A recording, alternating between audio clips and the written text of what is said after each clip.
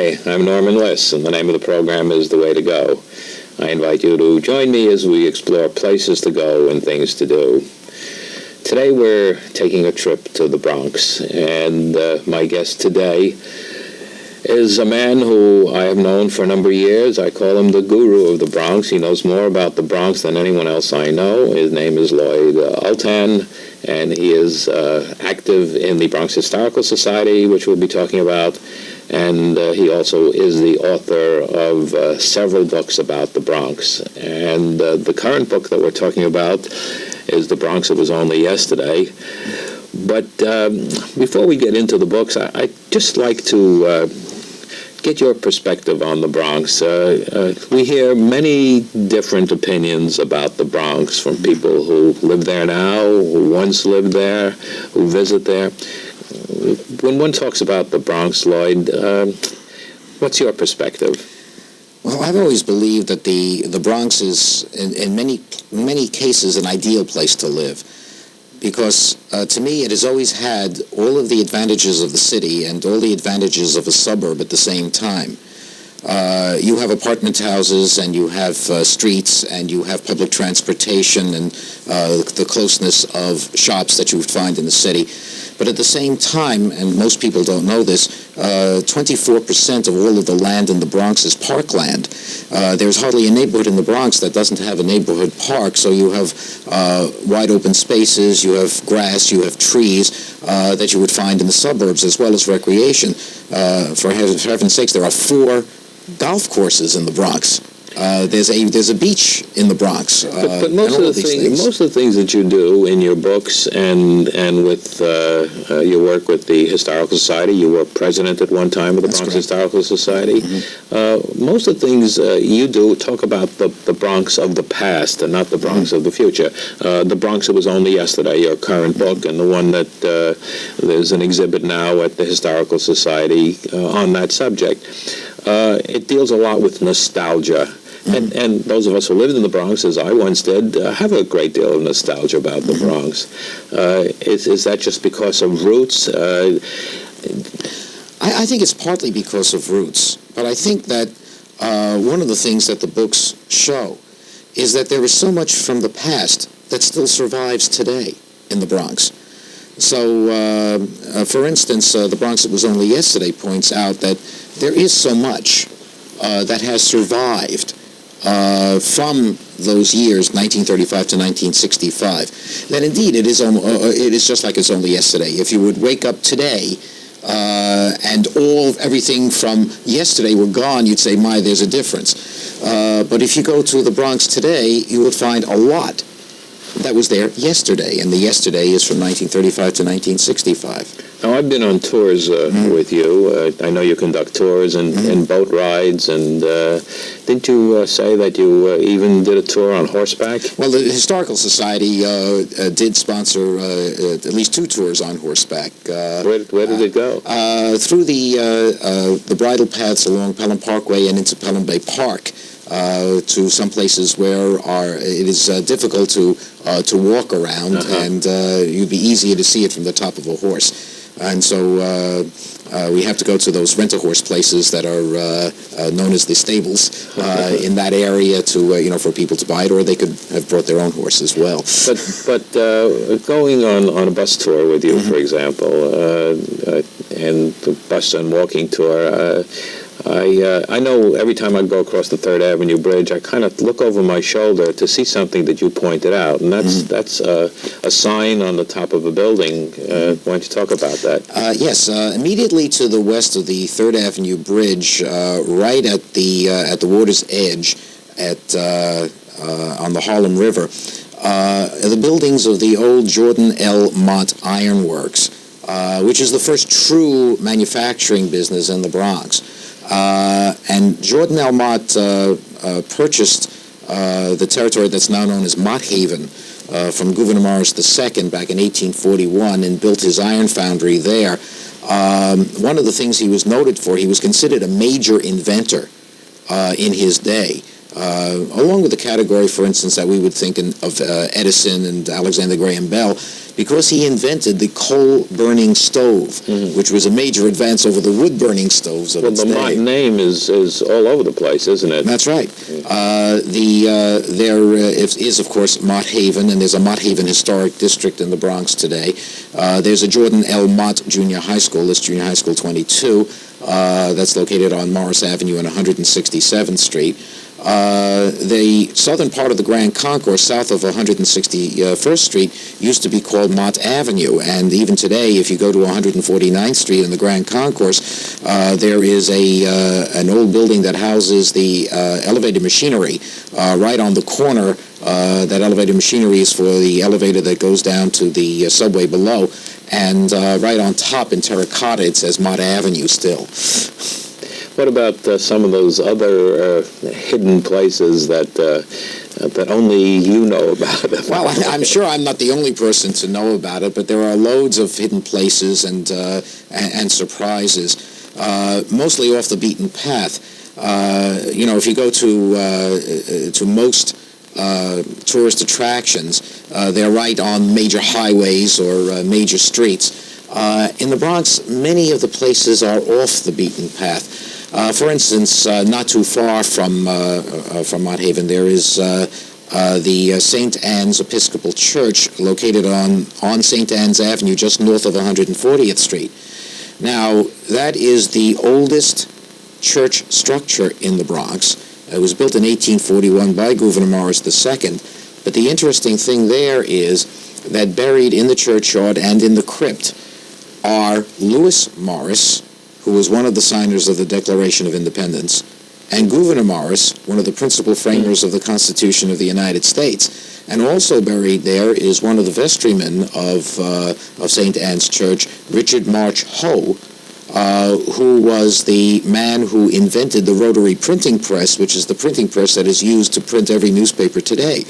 And so these are very famous people nationwide, and some even worldwide, buried in a very obscure place on an off the beaten path in the Bronx. Another thing that I find fascinating, as I've said, having lived in the Bronx, is a lot of the things that used to be there are no longer there, like the raven over the door in the Poe Cottage in Poe Park.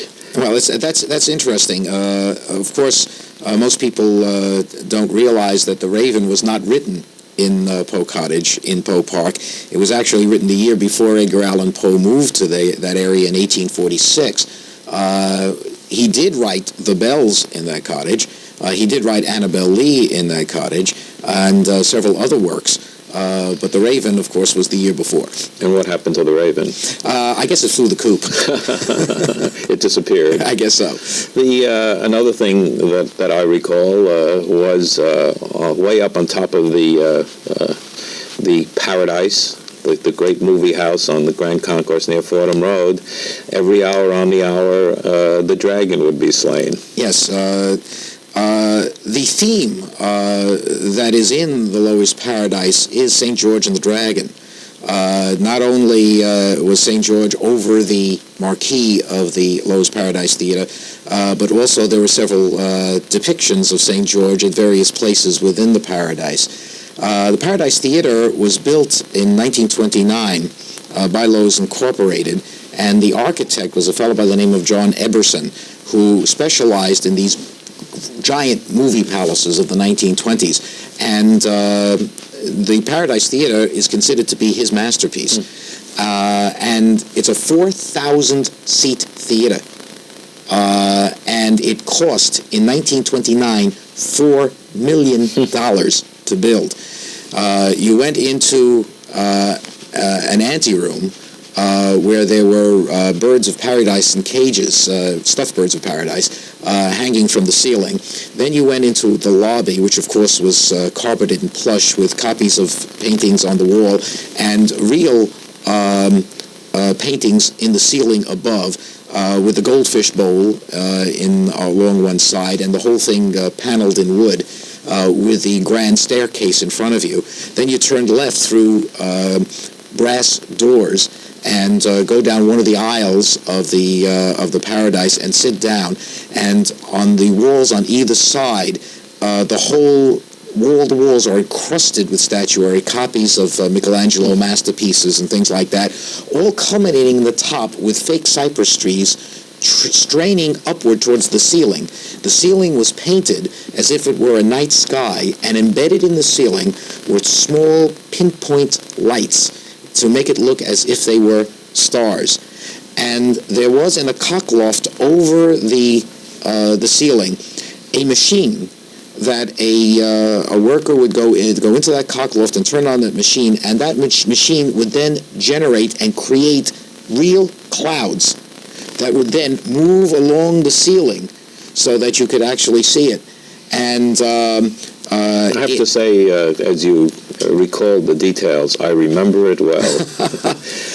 The interesting thing is that a few months ago there was a letter to the editor from one of the sections in the Sunday New York Times where a man who now no longer lives in the Bronx recalled the time when he was in the Army in 1944 in northern France, and his troop was given rest and recreation in the back, and his unit had to see the same film over and over and over again, and he got very, very weary of that, so against orders, he went to a neighboring troop and to see the film, and that film was different, and he sat down on his upturned helmet, and he was sitting in a clearing in the woods watching the film, and somebody a few rows away from him said out loud as the picture was almost through, "Gee, it's almost like in the paradise." And he said he never felt closer to home in his life. Talk about close to home. Now, you started to write books about the Bronx with a book that has become a classic, and it's called The Beautiful Bronx from 1920 to 1950. That's correct. What is that book about, and how did you get started on doing it? The interesting thing here, that was really the idea of the publisher, the original publisher of the book, Arlington House. Now it's published by Harmony Books, a division of Random House. I was doing some research in the Bronx County Historical Society library, and so was the man who was the head of the publishing house, and we got to talking as we're doing now, and he said, "Well, gee, you know a lot about the Bronx. We're thinking of putting out a book called The Bronx, the Story of 27 Wonderful Neighborhoods." And I said, "That's a terrible title. A better title is The Beautiful Bronx." And he said, "Well, we'll talk about the title later, but would you like to write it?" So I said yes, and that's how it all got started. And to my great surprise, it has been selling ever since it appeared in 1979. And I have gotten letters from people thanking me for it, from as far away as Ireland on one side and Hong Kong in the other. Now, in between It Was Only Yesterday and The Beautiful Bronx, you wrote another book, and that was, of course, The Innocent Years, Yes. early in 1890 to 1925. That's correct. Is there more coming in the series? We hope so. We are thinking to complete the series by going further back. We are now exploring the possibility of doing what we call the Birth of the Bronx, which will be eyewitness accounts of the Bronx from 1609 onward. Most people don't know that the very first eyewitness description of the Bronx was actually written by one of the mates on Henry Hudson's ship, the Half Moon, in 1609. And we're thinking of publishing all of these accounts, what it was like to live in the Bronx, what the Bronx looked like in those various years up until about 1900, and illustrate it with lithographs and etchings and the primitive photographs of the time. So I'm limited in what you can do. I think that I should remind our viewers that my guest today is Lloyd Ultan, who is a professor of history at Fairleigh Dickinson and a very active member of the Bronx Historical Society and author of wonderful books about the Bronx.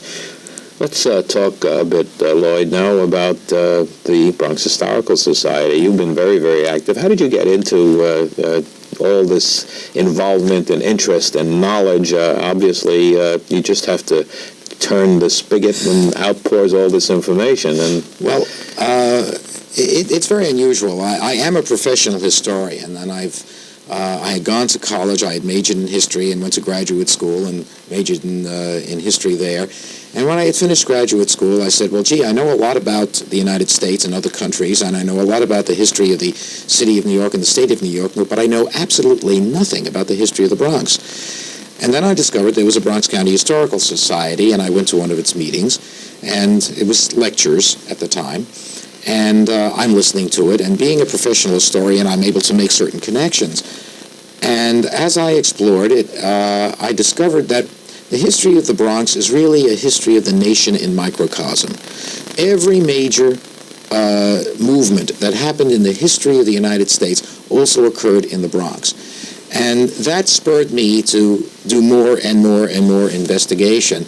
And I became very, very interested in discovering the history and finding things that other people didn't know. And I find it absolutely fascinating. So when did your involvement with the Historical Society start? That would be in 1962. That's when I first joined the Historical Society. And one of the first questions I asked at the time, I have to remember the Historical Society started in 1955, which means we're approaching the 40th anniversary of the Bronx County Historical Society. And one of the first things I did, I asked a very simple question. Why doesn't the Bronx County Historical Society have a journal? Since every respectable historical society has one. And being young and inexperienced and rather stupid, I asked that question. And they said, well, why don't you explore the idea and see what you could do?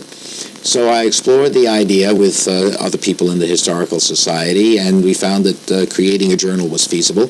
And in 1964, the first issue of the Bronx County Historical Society Journal came out, and we have been publishing every year the Bronx County Historical Society Journal since then.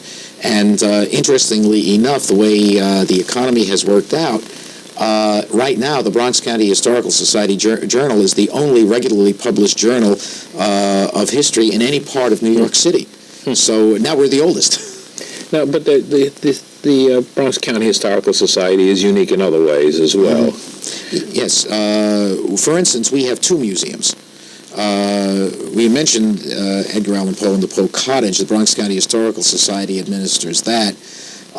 In addition to that, we also have the Valentine Varian House, which is a pre-Revolutionary War house built in 1758. And 6 battles of the American Revolution took place in and around that house, and the house managed to survive. But we have taken the interior of the house and turned it into the Museum of Bronx History. And the exhibit, the Bronx It Was Only Yesterday, is in that house on Bainbridge Avenue and 208th Street. In addition to that, the Bronx County Historical Society is the most prolific publisher and right now the only publisher, regular publisher of New York City books. All of the books that we've been talking about thus far, and including the journal, are all published by the Bronx County Historical Society. So usually 1 or 2 books a year are published by the Historical Society. In addition to that, there is the tours that you have been on that you talk about are run by the Historical Society, bus tours, boat tours, walking tours, etc. We also have the largest library of Bronx history. And it has become a major resource. People from all over the country come there in order to find out information about the Bronx. And quite often they say, they thought that they would only stay about 10 minutes or so finding information, and they wind up that they have to spend several days there because of all of the information that we do have available for them. You must get a lot of inquiries from filmmakers since so many films have focused on the Bronx. Well, I do have some. Some documentary filmmakers. There have been, for instance, a crew from the BBC and some other people who have come in and asked me to do some things about the Bronx. I did get a call from Penny Marshall's group over 20th Century Fox at once. She was considering the possibility of creating a film about her mother's experience running a dance studio on Jerome Avenue, and what they wanted to know is, how has the neighborhood changed since then, and if there's anything around in the neighborhood that was still there from that time. And I told them that basically the neighborhood really has not changed that much.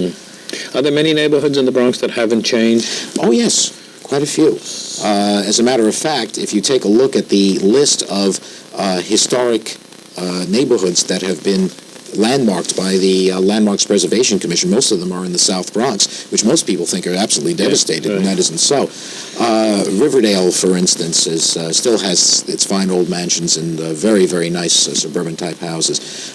The area of the amalgamated houses south of Van Cortlandt Park, Pelham Parkway, Parkchester, and Throgs Neck. These neighborhoods haven't really changed. Many of which the photographs in your new book, The Bronx Was Only Yesterday, that are depicted in there. That's right. I have certain memories of things that are no longer there. I remember walking across a bridge to get to the Polo Grounds. Yes, that was the Putnam Bridge. Railroad bridge. It was originally built as a railroad bridge for the Putnam Division of the New York Central Railroad, which went down the Harlem River and crossed that bridge to get to what was then the Polo Grounds, where people then had to change for the subway, which is one of the reasons why that line no longer exists. It was then turned over to New York City, which then used it for an extension of the 6th and 9th Avenue L's. And those who use the Woodlawn-Jerome line of the subway will remember when they go down the subway line and they get to Burnside Avenue, suddenly the architecture of the station changes. Instead of having the station at the sides, the platform on the sides, the platform is in the middle. And the reason for that is because that was the terminus of the 6th and 9th Avenue L's when it was using that bridge. Then, after the 6th and 9th Avenue L's were destroyed, there was a shuttle that ran from 167th Street on the Woodlawn-Jerome line to the Polo Grounds. And after the New York Giants went to San Francisco, there was no need for the shuttle anymore, so the shuttle went. The bridge lasted for a number of years and was used as a footbridge, and that was when the New York Mets started, and they were in the Polo Grounds, but after the Mets left and they destroyed the Polo Grounds, they destroyed the bridge. It's amazing that virtually any subject that I bring up, that there is a history, and you know that history. So now I'm going to ask you a tough question. I always remember growing up in the Bronx that it was capital T, the capital B Bronx. Somewhere that capital T disappeared. Do you recall that it was the Bronx? It still is the Bronx. Whether it's a capital T or a small t, I think it has to do with the tenor of the times. Nothing necessarily had to do with the Bronx, but a certain grammar and usage. Usually, journalistically, the New York Times is considered to be the leader in newspaper journalism. The New York Times publishes the Bronx with a small t, and that, of course, is picked up around the country. I once got a telephone call from the New York Post, and they asked me, is it a small t or a capital T? We said it's a capital T.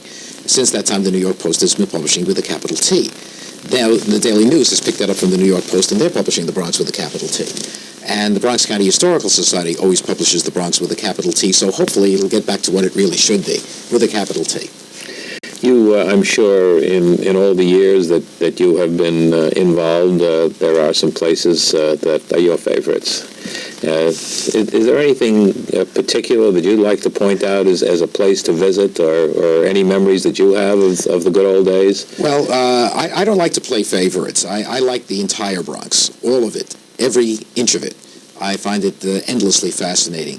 But about places that, and out-of-the-way places that people can see, in addition, of course, to what we've talked about, the Edgar Allan Poe Cottage and the Museum of Bronx History and the Valentine Varian House, there are two other historic houses in the Bronx. There is the Van Cortlandt House in Van Cortlandt Park.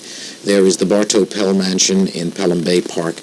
There is also, what most people don't realize, and some old-timers remember, is the Hall of Fame for Great Americans, which is located on the old NYU campus, now occupied by Bronx Community College in the Bronx. And if people see The Wizard of Oz on television every year, if they listen very carefully, after Dorothy's house falls on the Wicked Witch in the early part of the film, and the Munchkins come out to celebrate her, one of the lines of the songs that they sing to her is, "You'll be a bust, you'll be a bust, you'll be a bust in the Hall of Fame." And that's the Hall of Fame that they were talking about.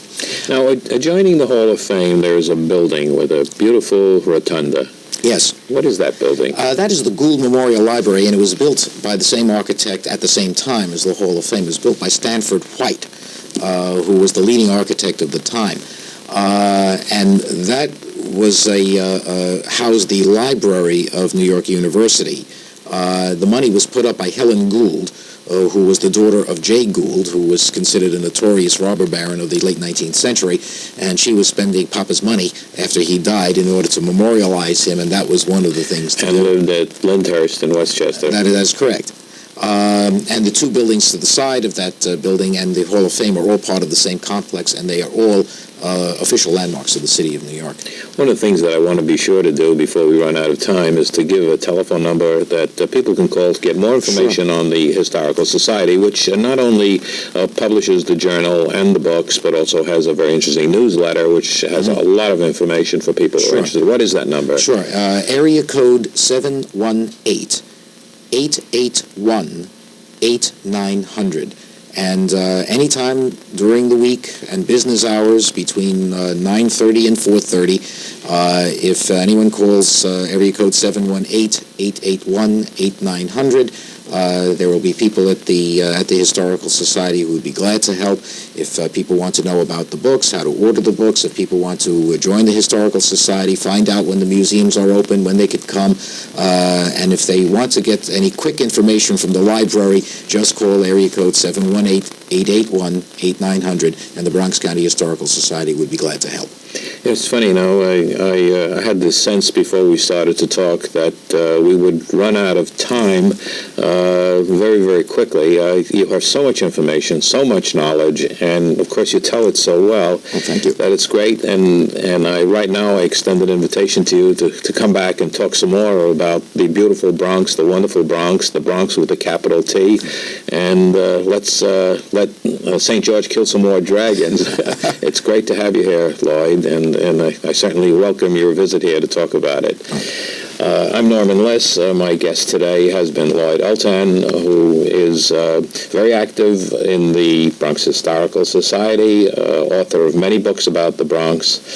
The name of this program is The Way to Go, and until next time, at this time, enjoy yourself.